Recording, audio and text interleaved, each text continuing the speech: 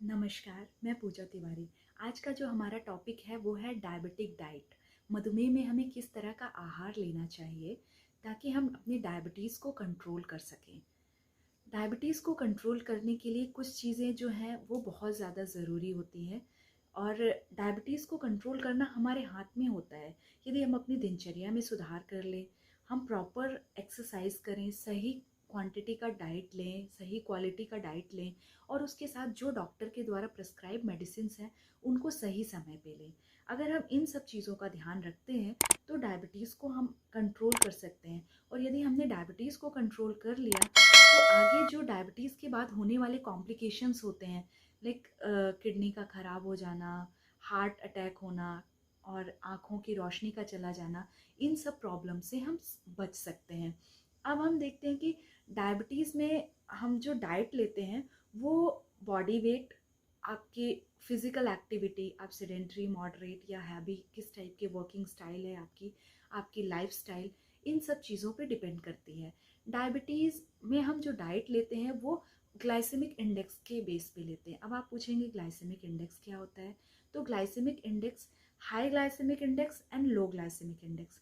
High glycemic index वो food होते हैं जिनको खाने के बाद, वो भोज्य पदार्थ आते हैं हाई ग्लाइसेमिक इंडेक्स में, जिन भोज्य पदार्थों को खाने के बाद हमारा हमारे ब्लड में ग्लूकोज का लेवल इमिडिएट इंक्रीज हो जाता है।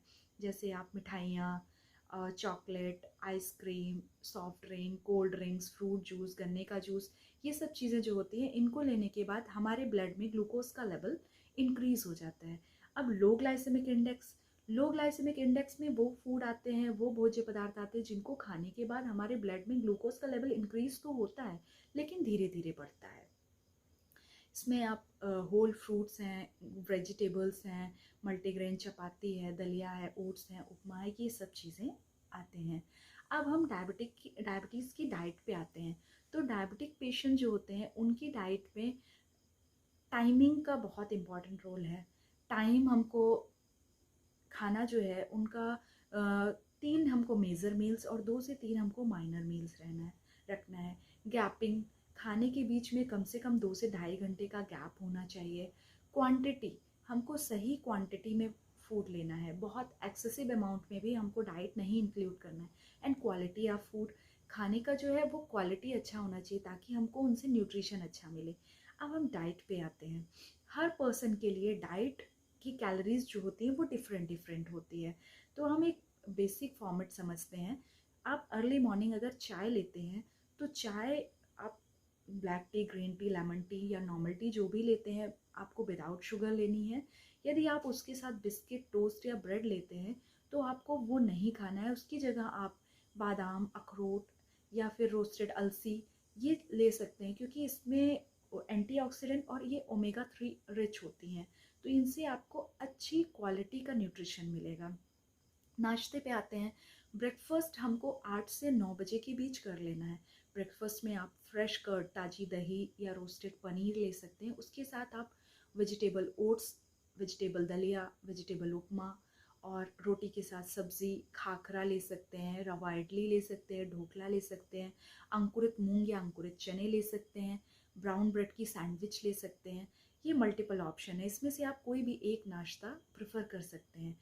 अगर आपने नाश्ता 9 बजे तक कर लिया है तो 11 से 12 के बीच आप एक कोई फल जैसे सेब ले सकते हैं, अमरूद या पपीता। क्वांटिटी का ध्यान रखना है, 50 से 100 ग्राम से ज़्यादा क्वांटिटी में नहीं लेना है। या फिर ताज़ा मठा ले सकते हैं। फिर हम लंच पे आते हैं। लंच आपका 1 से 2 के बीच होना चाहिए। लंच में आप चपाती, सब्ज़ी में आप लौकी, कुमड़ा, नेनुआ या फिर हरी सब्जियां प्रेफर कर सकते हैं, करेला ले सकते हैं, परवल ले सकते हैं। ये सब सब्जियां आप इंक्लूड कर सकते हैं।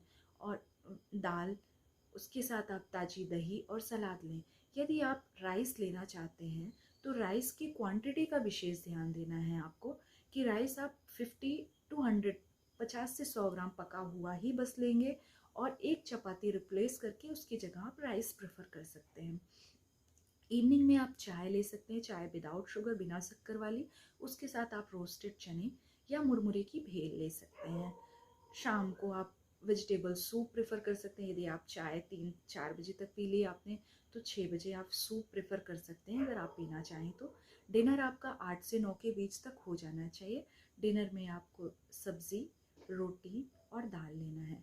सोने से पहले यदि आप लेट नाइट सोते हैं, तो सोने से पहले आप मिल्क ले सकते हैं, दूध ले सकते हैं, बिना शक्कर और बिना मलाई का। अब हमें कुछ बातें जिस पे बहुत ध्यान देना ज़रूरी है, कुछ विशेष निर्देश हैं। हमको उपवास नहीं करना है। डायबिटिक पेशेंट जो हैं उनको उपवास नहीं करना है। अपने पास हमेशा टॉफ़ी या चॉकलेट रखना है। बीच बीच में अपने ब्लड का और यूरिन की जांच कराते रहना है। हमें प्रॉपर डाइट, प्रॉपर एक्सरसाइज ये मेंटेन करके रखना है।